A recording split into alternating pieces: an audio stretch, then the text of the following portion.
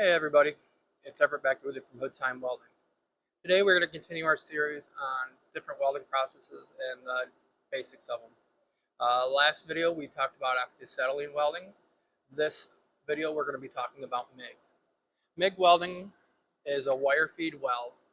It's mostly used for production welding because you can lay down a lot of weld really fast. So there are different kinds of MIG. First you have you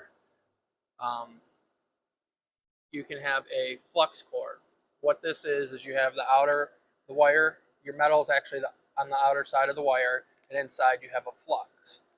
And you can do this one without gas, and you can lay down beads with that. It's more of a hobbyist welding type. Most professional welders aren't going to use that type of flux core welding. Now the next one is straight MIG, which that's the one you see me use the most.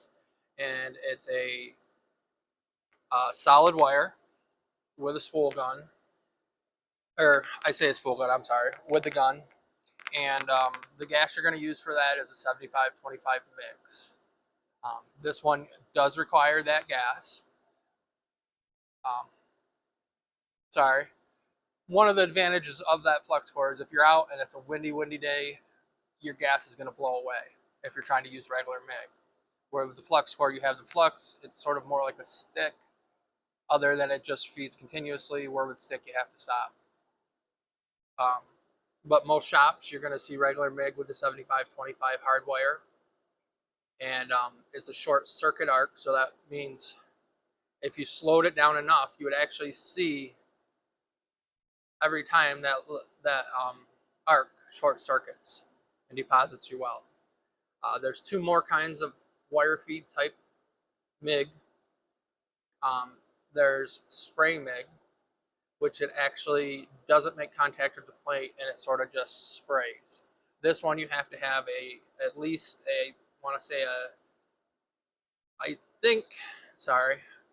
back when I used to run it, we used to run a 90-20 or 90-10. 90% argon, 10% CO2. It's meant for a heavier duty weld, a more heavy duty thick stuff. You really can't turn it down to do thinner stuff. It's meant for that heavy duty stuff. The final one you'll see in a lot of heavy applications is flux core with shielding gas. This is a thicker flux core. The wire is usually at least 0.45, if not bigger, and it has a shielding gas. And I can't remember the gas right off the top of my head, but I think it's the 90-10 mix. So after you get done with the weld, just like say 70-18, you'll have flux all the way across, and you'll have to chip that off. Again, this is usually used in heavier applications because it gets a lot better penetration. It's a lot hotter. But the one we're going to be concentrating on right now, that I think most hobbyists, if you're going to be welding, you're just going to go with straight MIG with a spool gun or with the gun. It's pretty versatile. Like I said, you can go from all the way down to 22 gauge, all the way up to 3/8 half inch. You're going to have to put more beads in than if you use spray or if you use the gas shielded flux core. But like I said, it's a lot faster than that. So we're going to go ahead and show you some examples of MIG here. The first one I'll do is where you pull it, and the second one is where you push it. So let's go ahead and get you switched over, and we'll throw some beads down. So now let's go ahead and show you an example of MIG welding. For MIG welding, they say you can push, that you can pull. It all depends on your application. So on this one, I'm pulling, and I'm doing a slight little circle. But like I said, it all depends on your application and what you're allowed to do at wherever you're working at. If it's you can do whatever you like to do better. You can also hear that this sounds like frying bacon. And that's pretty much how you know that you have the right settings. So that was an example of a pull. I will show you what it looks like I'm going to flip this plate around. I know you're in the dark, I'm sorry. And on this one, we're going to push it.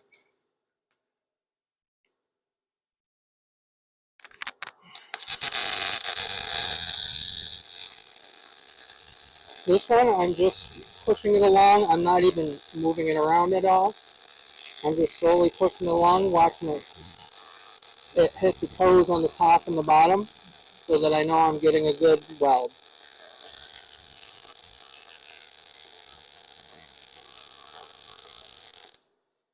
And that's the push. So we'll go ahead now and grab you off the tripod.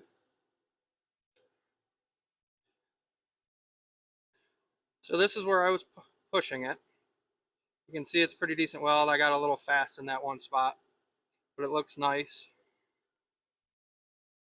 And then on that side, I was pulling it. And I don't really see much of a difference. If you etch them, you might. So on this next one, I'm going to actually put you back in the tripod. What I'm going to be doing is I'm going to actually swirl it a little bit. So let's go ahead and get back in where you'll be able to see again. So I'm going to pull it this time, and I'm going to swirl back and forth. Or not even really a swirl, I'm just going to work it back and forth.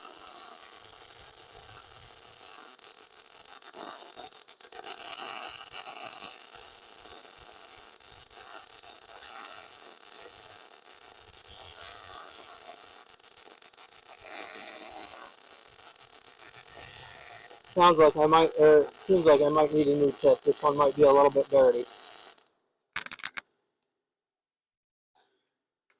Again, I'm going to go ahead and pull you out. As you can see,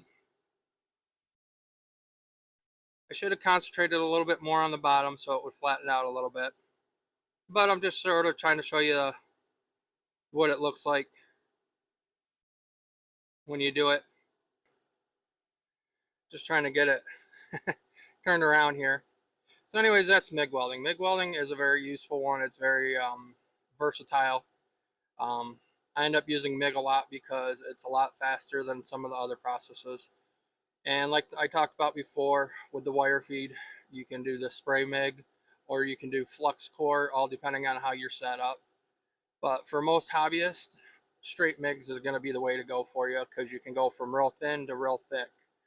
So I hope you enjoyed this content, and we'll catch you on the next one. Oh, and I forget to say, big thumbs up if you're enjoying this. Any comments or questions? Sorry about that. Anyways, we'll catch you on the next one. Bye.